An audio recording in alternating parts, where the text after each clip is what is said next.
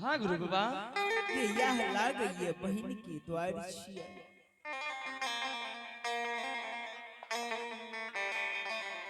ये कोई नहीं बहन के देखिए नहीं नौरी के देखिए क्या कोई नहीं बहन के नौकर चाकर मुंशी दीवान दिए एक बेर हवेली में शोर पाड़िए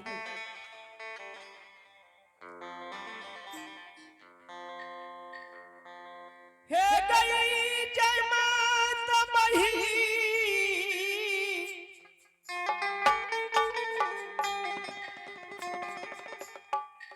एक जय में तो बहन घर से बाहर हुआ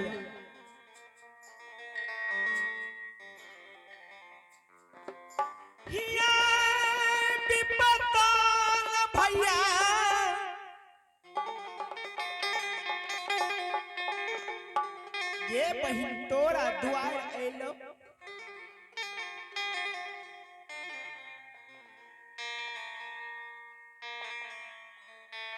एक बहन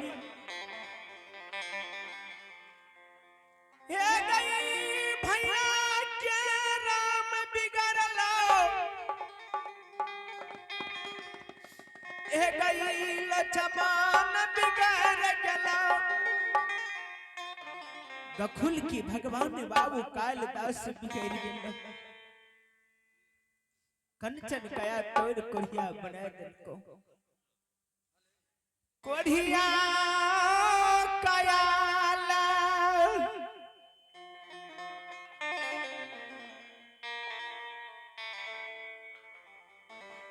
हिया भैया तोरा दुआर ये लौगे सहो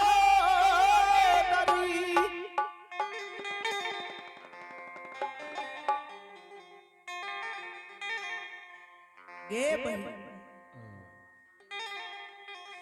हाँ ये का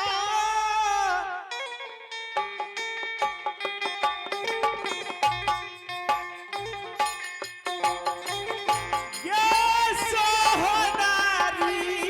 ये का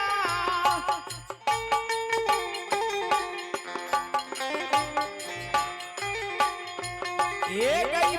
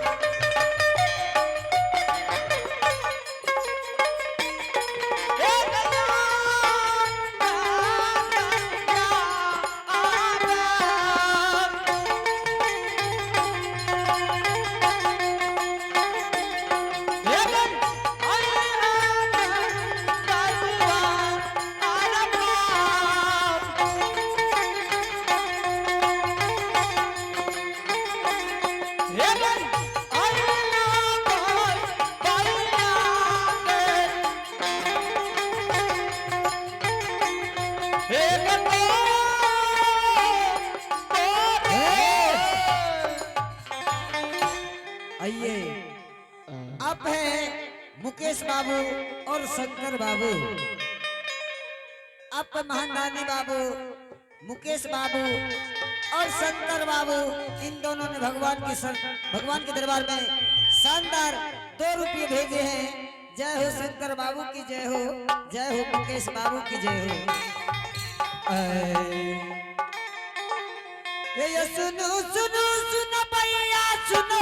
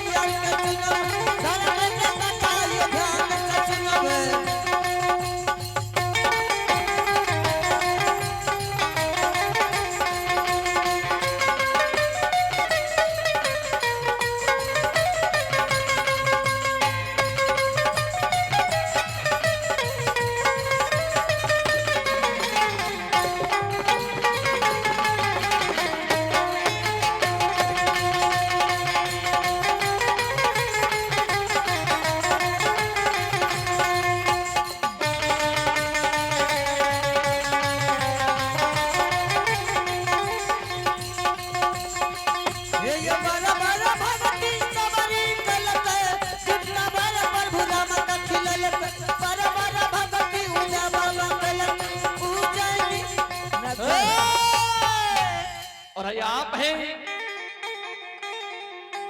स्थानीय ग्रामीण वासी मुकेश बाबू और शंकर बाबू और मनिक बाबू, इन तीनों ने मिलकर भगवान के दरबार में बड़े श्रद्धा के साथ, बड़े उदार दिल के साथ शानदार भगवान के दरबार में 201 रुपए का पुरस्कार भेजे हैं। इनके लिए बहुत बहुत धन्यवाद। उनके घर में विद्या के भंडार होंगे, धन दौलत के पार होंगे। जय हो धर्मराज बाबा, जय हो जय हो धर्मराज बाबा, जय हो धर्मराज। ये हकी दलाल काम का किमाला बनैया हो, बिना वाला काम का बिमाला बनैया हो। ये हो तू सबके बदला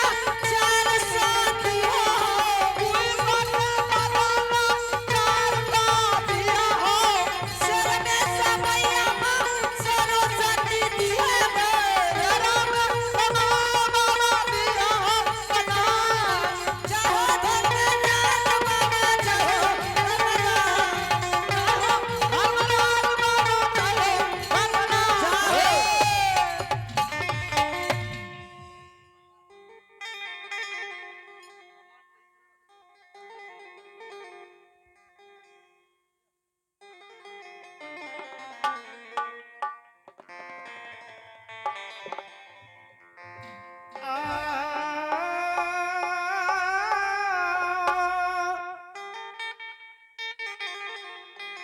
ये जेमत बही घर से बाहर हुआ,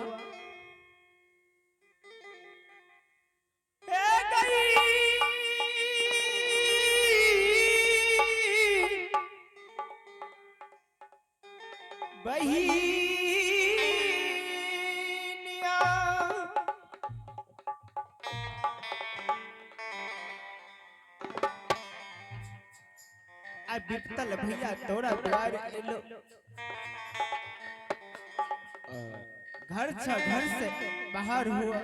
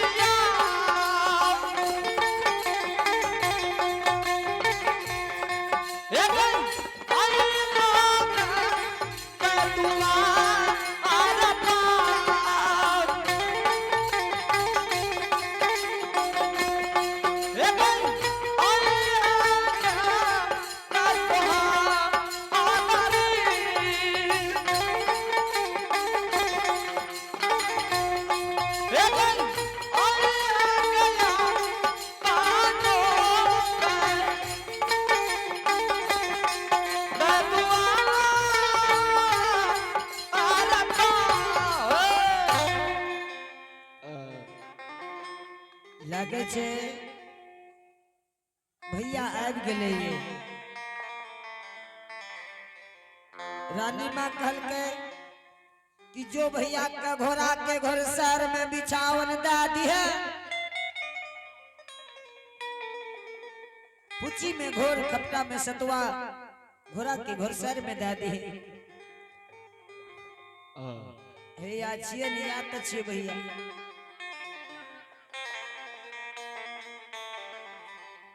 गोर लागे छे भैया हो आनंद नौरी हाँ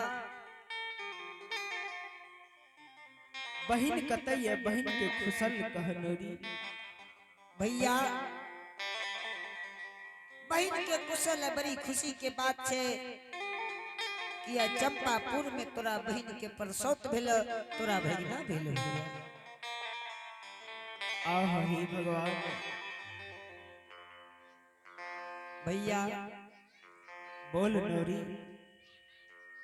तोरा भगिना भेल चंपापुर में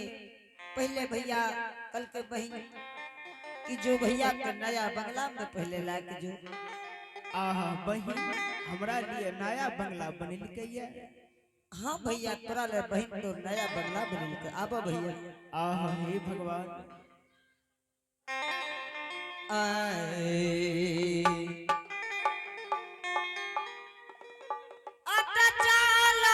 चलो हे ओ भैया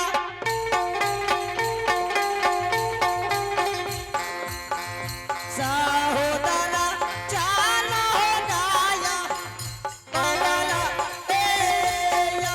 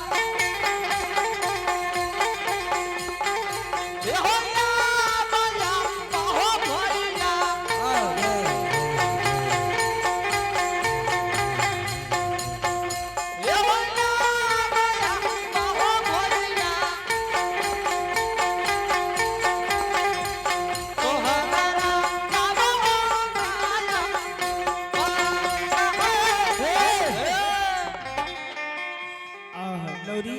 हाँ भैया यहाँ नया बंगला हमरा ले बहिन बन के रहे हाँ तोर बहन तोरा ले नया बंगला बनिल को भैया आह हे भगवान